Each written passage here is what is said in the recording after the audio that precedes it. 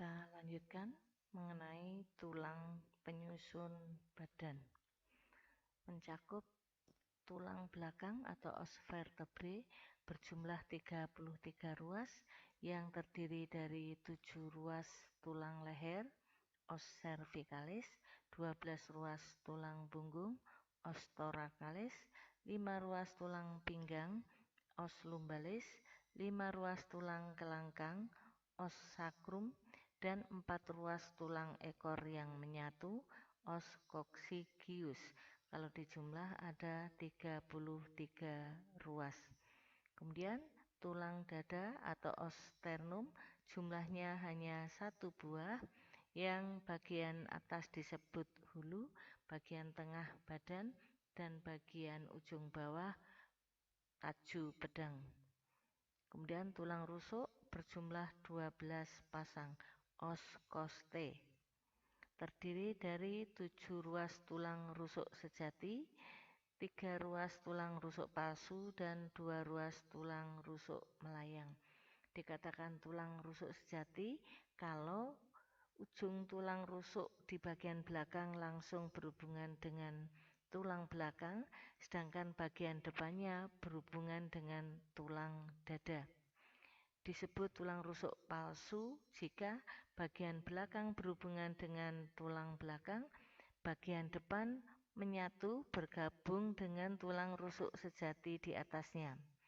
Kemudian tulang rusuk melayang itu kalau bagian belakang berhubungan dengan tulang belakang, bagian depannya melayang, tidak berhubungan dengan tulang rusuk yang lain, apalagi tulang dada. Maka karena melayang disebut tulang rusuk melayang. Kemudian tulang gelang bahu terdiri dari 2 buah tulang belikat atau os scapula, entong-entong. Kemudian 2 tulang selangka atau os clavicula. Kemudian tulang gelang panggul terdiri dari 2 tulang usus, os ileum, 2 tulang duduk, os ischium, dan 2 tulang kemaluan atau os pubis. Kemudian kita bahas selanjutnya mengenai rangka gerak atau apendikuler. Terdiri dari anggota gerak atas atau lengan yang mencakup, ini adalah tulang lengan atas atau os humerus, 2 buah ya, kanan kiri. Kemudian tulang lengan bawah ini terdiri dari 2 buah tulang yang langsung menyambung atau langsung berhubungan atau yang segaris dengan ibu jari. Ibu jari itu di sini tampak paling pendek karena hanya 2 ruas tulangnya, sedangkan ini tulang telapak tangan. Jadi kalau nanti digambar itu tampak jari tangan kok pendek, berarti itu ibu jari. Yang segaris dengan ibu jari itu adalah tulang radius atau pengumpil. Kemudian yang sebelahnya yang lurus dengan kelingking ini adalah tulang ulna atau tulang hasta. Kemudian tulang-tulang pergelangan tangan, os carpal, tulang-tulang telapak tangan, os metacarpal, ini ada 5. Kemudian ruas-ruas jari tangan atau os phalanx. Anggota gerak bawah terdiri dari tulang paha, os femur sepasang, kemudian tulang kering, os tibia sepasang, tulang betis, os fibula sepasang, tulang tempurung lutut sepasang, kemudian tulang pergelangan kaki, os tarsal, kemudian tulang telapak kaki, os metatarsal, dan ruas-ruas tulang jari atau os phalanx. Rinciannya seperti yang tertayang pada slide ini. Kemudian kita lanjut ke persendian atau artikulasi. Persendian adalah hubungan antar tulang. Berdasarkan sifat gerakannya, maka persendian dibagi menjadi 3. Yang pertama, sendi sinartrosis atau sendi fibrus atau sendi mati karena tidak bisa bergerak sama sekali. Kemudian sendi yang kedua, amfiartrosis atau sendi kaku, bisa bergerak namun hanya sedikit gerakan. Dan yang ketiga, sendi diartrosis atau sendi sinovial atau sendi gerak yang sifat gerakannya adalah bebas atau leluasa. Sinartrosis atau sendi mati mencakup sutura, yaitu hubungan antar tulang tengkorak. Misalnya antara tulang dahi dengan tulang ubun-ubun, tulang ubun-ubun kiri dengan tulang ubun-ubun kanan, dan seterusnya. Itu bersambungan. Nah, sambungan itu disebut sutura yang tidak bisa bergerak satu sama lain. Kemudian gomfosis atau sendi kantong, contohnya adalah sambungan antara tulang gigi dengan tulang rahang. Sifatnya tidak bisa bergerak. Jadi secara normal gigi pada rahang kita itu sifatnya kuat, tidak bisa bergerak meskipun hanya sedikit. Tapi ketika gigi mau tanggal itu menjadi menyimpang karena sifatnya kasuistis. Kemudian sendi sindesmosis, yaitu hubungan antara tulang tibia, tulang kering, dengan fibula, tulang betis bagian bawah. Itu juga sifatnya tidak bisa bergerak sama sekali.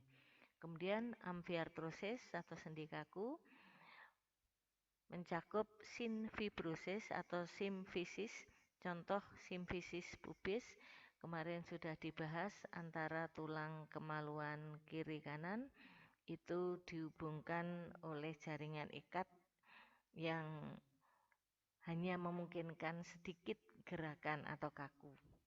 Kemudian antara tulang rusuk dengan tulang belakang, itu juga memungkinkan terjadinya gerakan meski sedikit pada saat kita kayang, membungkuk, ngolet. Nah, kemudian sendi sinkondrosis atau sendi sementara, yaitu contohnya antara epifisis dengan diafisis pada tulang pipa di masa pertumbuhan.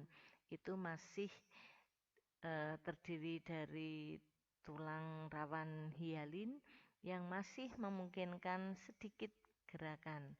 Tetapi ketika nanti masa pertumbuhan sudah berakhir, sudah mengalami osifikasi, maka pada cakra epifisis atau antara epifisis dengan diafisis tadi sudah tidak memungkinkan terjadinya gerakan lagi.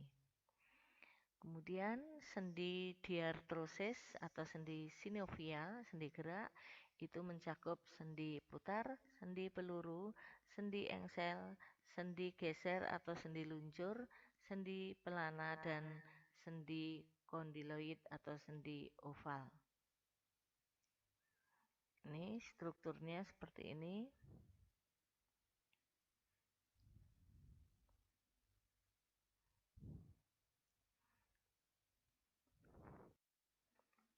Ini adalah tulang betis, ini tulang kering. Kemudian yang ini adalah yang berhubungan dengan ibu jari adalah tulang radius, dan yang berhubungan dengan kelingking adalah tulang ulna, pengumpil. Ini gambar persendian yang komponen-komponennya. Ini tulang sejati, pembungkusnya namanya periosteum, selaput pembungkus tulang keras, itu periosteum. Kemudian di ujung dua tulang ini ada tulang rawan, ini rawan sendi, rawan hialin.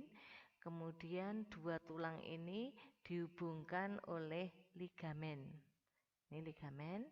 Kemudian di sebelah dalamnya ada kapsul sendi. Kemudian lapisan terdalamnya namanya membran sinovial.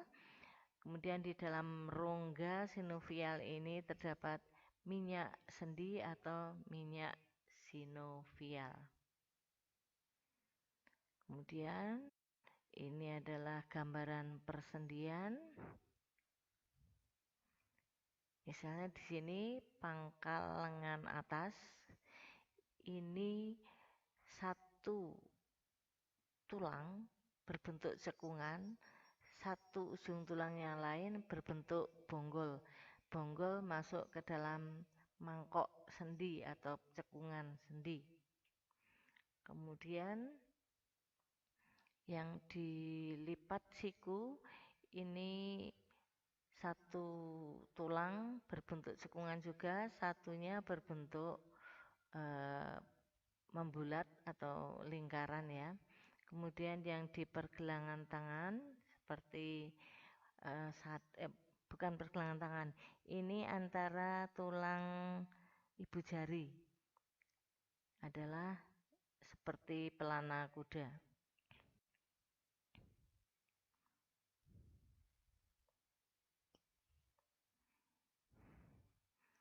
Kemudian ini antara tulang betis dan tulang kering di bagian bawah.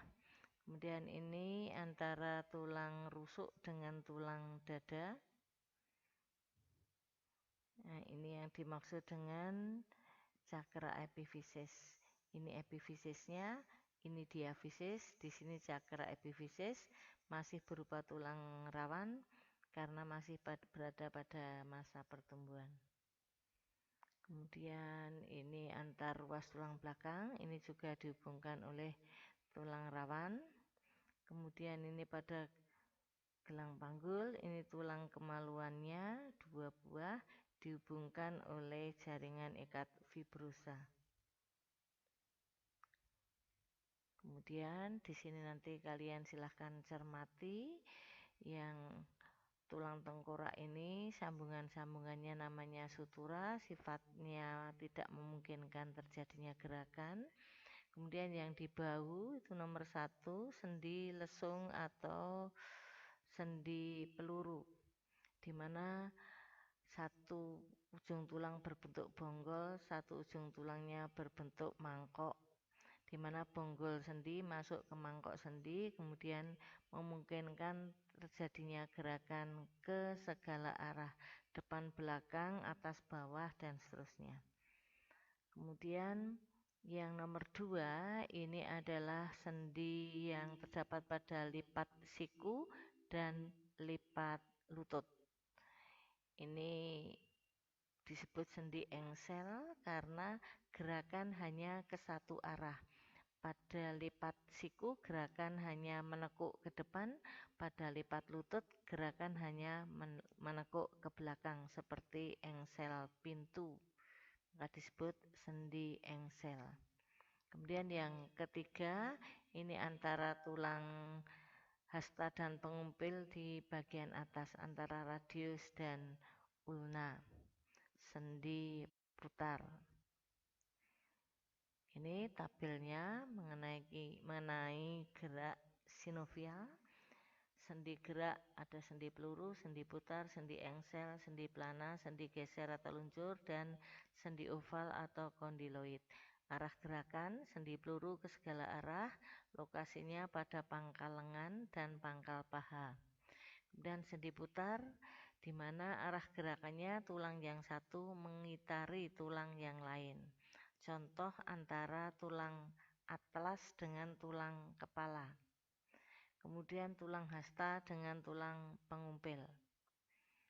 Kemudian sendi engsel gerakan ke satu arah, misalnya pada siku, lutut, dan antar ruas jari. Sendi pelana gerakan kedua arah, kanan, kiri, depan, belakang. Contoh pada ibu jari dengan telapak tangan.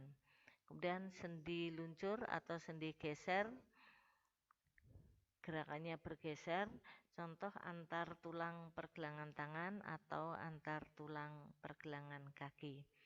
sendi oval atau kondiloid, misalnya pada